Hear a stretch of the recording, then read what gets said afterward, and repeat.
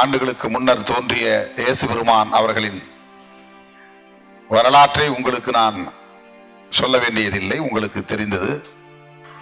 32, 33 வயதுகள் தான் மொத்தமே அவர் வாழ்ந்த நாட்கள் என்று நமக்கு தெரிய வருகிறது.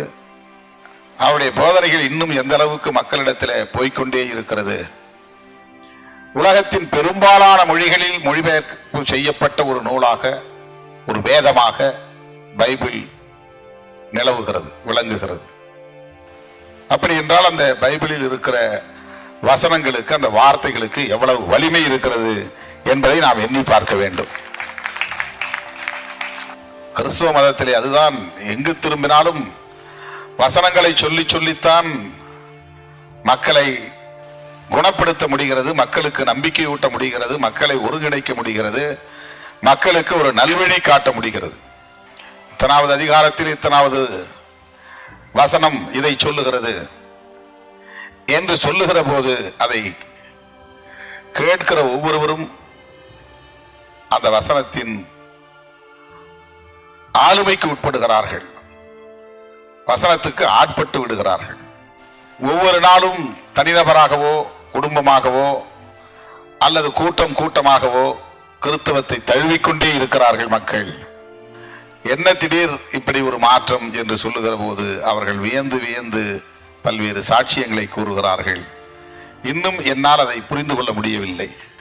என்னதான் அப்படி இந்த பைபிள் வசனங்களில் இருக்கிறது என்று ஒரு பெரிய அதிசயம் அல்லது ஆச்சரியம் அல்லது வியப்பு நமக்கு ஏற்படுகிறது.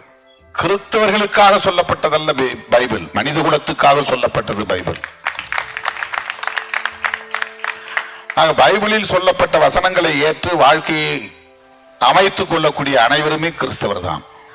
ஆனால் அமைப்பு ரீதியாக சில வழிமுறைகளை அவர்கள் ஞான ஸ்நானம் பெற வேண்டும், அவர்கள் இப்படிப்பட்ட வாழ்க்கை முறையை ஏற்றுக்கொள்ள வேண்டும் என்பது அமைப்பு சார்ந்த நடவடிக்கை, பைபிள் சார்ந்த நடவடிக்கை அல்ல.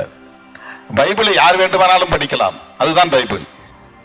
ஆனால் ஒரு கிறிஸ்தவராக அங்கீகரிக்கப்பட வேண்டுமானால் ஏதேனும் ஒரு சபையில் அவர்கள் இணைய வேண்டும். ஏதேனும் ஒரு பிஷப்போ அல்லது பாதிரியாரோ அல்லது அதற்கான ஒரு பொறுப்பானவரோ அவருக்கு ஞான ஸ்நானம் தர வேண்டும் என்பது ஒரு அமைப்பு சார்ந்த நடவடிக்கை, அது சபை சார்ந்த நடவடிக்கை. பிறர் மீது அன்பு செலுத்துகிற ஒவ்வொருவரும் கிறிஸ்தவர் தான், பிறர் மீது கருணை காட்டுகிற ஒவ்வொருவரும் கிறிஸ்தவர் தான். அன்புக்கும் கருணைக்கும் மிகப்பெரிய இடைவெளி இருக்கிறது. அன்பு நம் குடும்பத்தினர் மீது செலுத்துவது, கருணை யாரென்றே தெரியாதவர் மீது செலுத்துவது.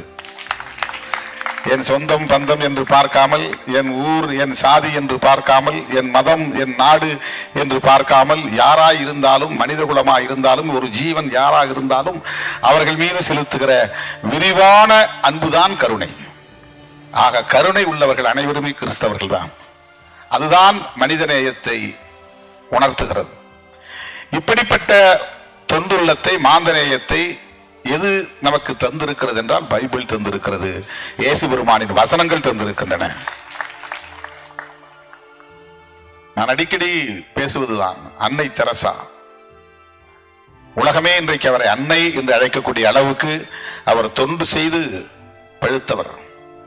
கிறிஸ்தவம் யார் மீதும் பகை கொள்ள சொல்லவில்லை, யாரையும் வெறுக்கவோ பகைக்கவோ ஒரு வசனம் கூட இல்லை. அதிலே வெறுக்கவோ பகைக்கவோ, அநீதியை எதிர்க்க வேண்டும்.